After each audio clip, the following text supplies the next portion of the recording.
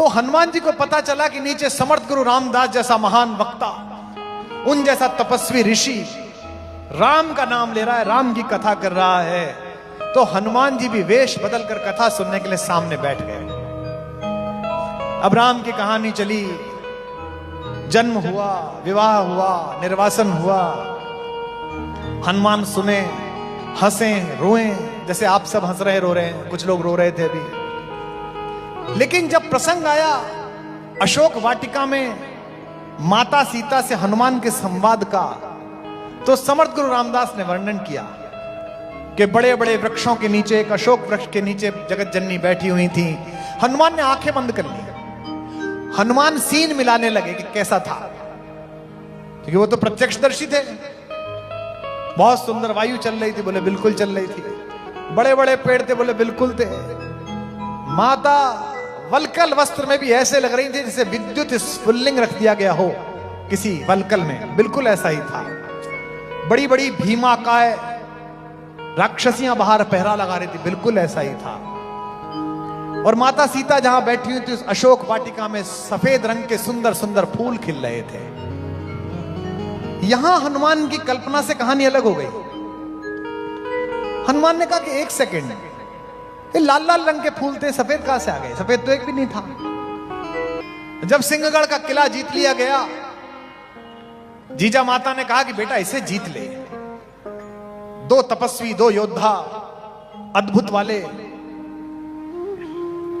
तानाजी और उनके पुत्र, उनका सर्वोच्च बलिदान हुआ।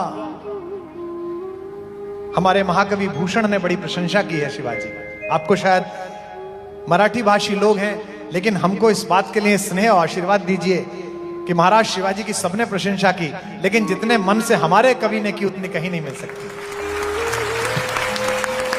इंद्रजिमि जंभ पर, बाणव सुअंब पर, रावण सदंभ पर रघुकुल राज है। रावण सदंभ पर रघुकुल राज है। रावण सदंभ पर रघुकुल राज है। कौन वारी बाह पर शंभुरत नाह पर, कौन वारी बाह पर शंभुरत नाह पर, जो सहस्त्र बाहु पर राम द्विज राज है। जो सहस्त्र बाहु पर राम द्विज राज है। जो सहस्त्र बाहु पर राम द्विज, दावा द्रुम दंड पर, चीता मृग झुंड पर,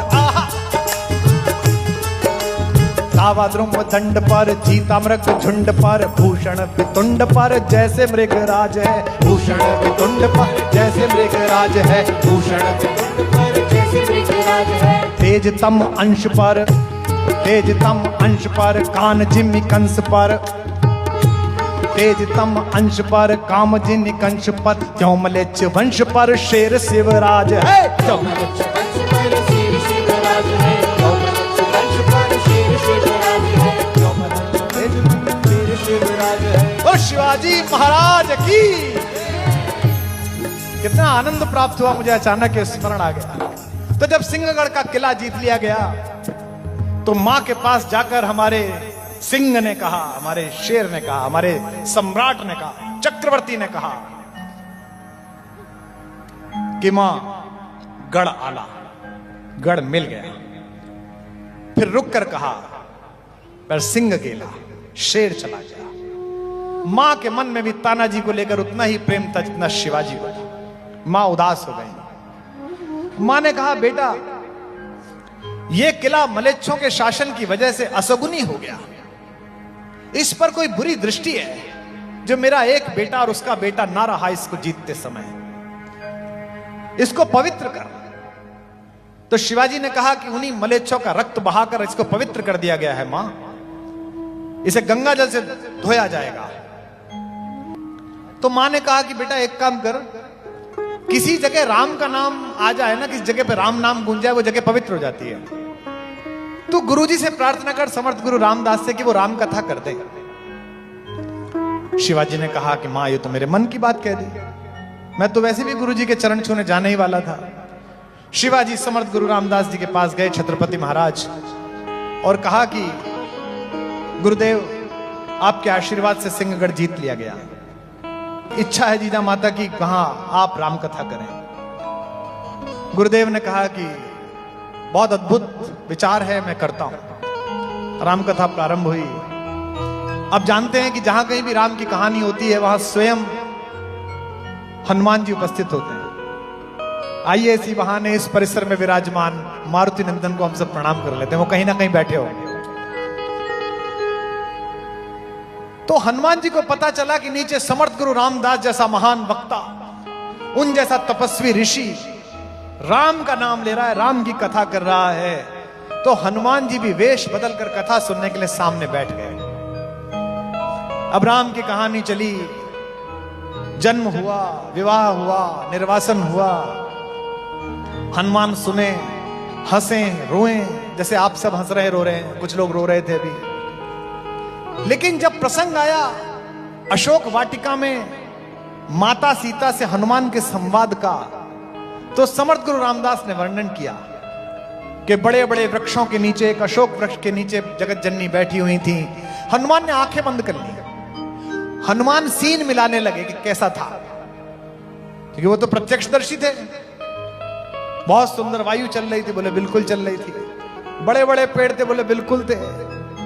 माता वलकल वस्त्र में भी ऐसे लग रही थी जैसे विद्युत स्फुल्लिंग रख दिया गया हो किसी वलकल में, बिल्कुल ऐसा ही था। बड़ी बड़ी भीमाकाय राक्षसियां बाहर पहरा लगा रही थी, बिल्कुल ऐसा ही था।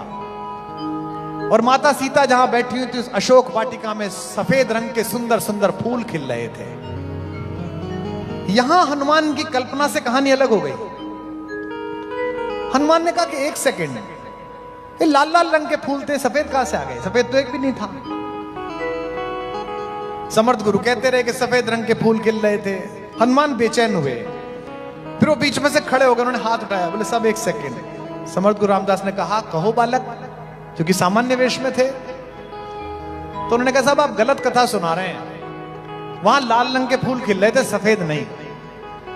तो जैसे अभी मेरे विषय में कोई छोटी सी बात कहते, मैं तो सामान्य आदमी, तो आप में से एक आदमी बिठा देगा कि बैठ जाओ अतिथि हैं। तो पास खड़े हुए एक सैनिक ने बिठा दिया कि चुप बैठो, गुरुजी बोल रहे हैं। बैठ गए बेचारे। फिर आया सफेद रंग के फूल, फिर खड़े हो गए। साहब बाकी सब तो ठीक है, गुरुजी आप ये गलत बात कर रहे हो, फूल लाल रंग के थे। गुरुजी फिर भी नहीं माने। इस बार हनुमान क्रोधित हो गए और वो वास्तविक हनुमान के वेश में आ गए। लेकिन हमारी आस्थाएं इतनी कमजोर हैं, हम इतने कुतर्की हैं कि अगर इसी परिसर में मर्यादा पुरुषोत्तम राम स्वयं प्रकट हो जाए तो हम में से 100 के 100 लोग मानेंगे कि अच्छा वेश बना के आया है, क्योंकि हमारी आस्था ही नहीं है। मुझसे एक स्पेन की कवियत्री ने पूछा था, अमेरिका में एक पोइटिक मीट हुई थी, कि I have heard your poetry, जिसमें तुमने एक इंडियन पोइटेस का नाम लिया है मीरा का, पर उसमें यह कहा है कि मीरा ने जहर पिया और वो बच गई। तो वैज्ञानिक रूप से ठीक नहीं है, दिस इज नॉट साइंटिफिक। उस दिन मुझे जो जवाब देना था वो कुमार विश्वास को नहीं देना था, वो भारत को देना था। और भारत की ओर से सही जवाब दिया हो तो उस प्रश्न पर आप मोहर लगाना अपने उत्तर से। मैंने कहा तुम भारत आओ, चित्तौड़ जाओ, मीरा को पढ़ो और मीरा का कृष्ण के प्रति समर्पण देखो, तो तुम्हें पता चलेगा कि अगर पात्रता मीरा जैसी हो तो दुनिया के हर जहर को अमृत बन जाना ही पड़ता है। और मैंने कहा तुम कैसी बात कर रही हो, दुनिया के सारे वैक्सीन ही जहर से बनते हैं। इसलिए वो जहर जो राणा ने भेजा था वो वैक्सीन बन गया मीरा की। लोग कहते हैं ना मीरा ने दूसरे पुरुष से प्रेम कर लिया। दुनिया का सबसे पुराना डीएनए है मेवाड़ राजवंश का। महाराणा सांगा के पुत्र कुंवर भोजराज की पत्नी थी वो। किसी ने राणा जी से कहा कि राणा जी आप कैसे मर्द हो, कैसे पुरुष हो? उनके किसी मित्र ने कहा आपकी पत्नी किसी दूसरे पुरुष से प्रेम करती है। मीरा तो खुलेआम कृष्ण से प्यार करती थी। राणा जी ने मुस्कुराकर कहा दोस्त, प्रेम में मेरा कंपटीशन एक ऐसे आदमी से है जिससे जीत गया तो भी अमर हो जाऊंगा और हार गया तो भी अमर हो जाऊंगा।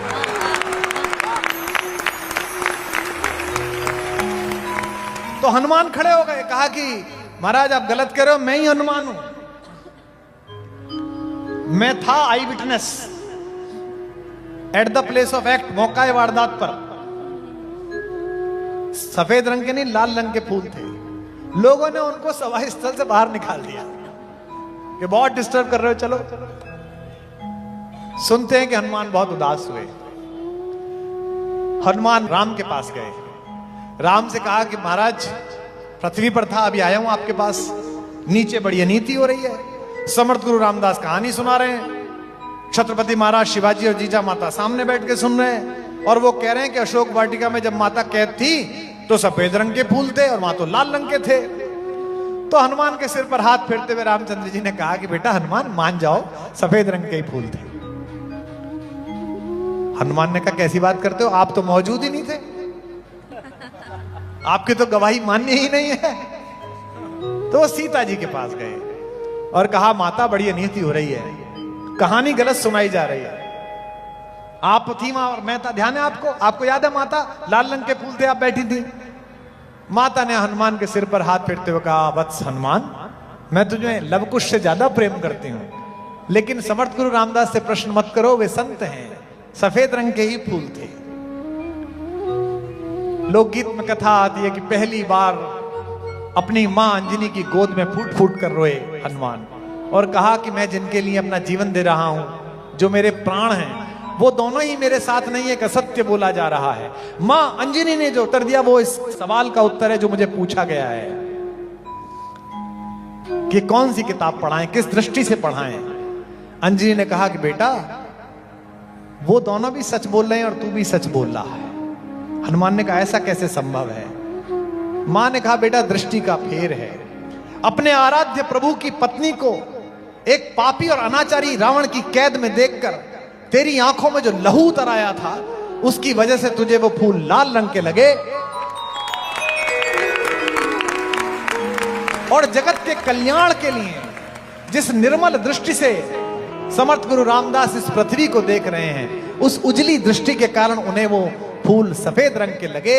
संगमनेर वालों, जिंदगी के फूल ना लाल रंग के हैं ना सफेद रंग के हैं, जिस नजर से देखो उस रंग के हैं।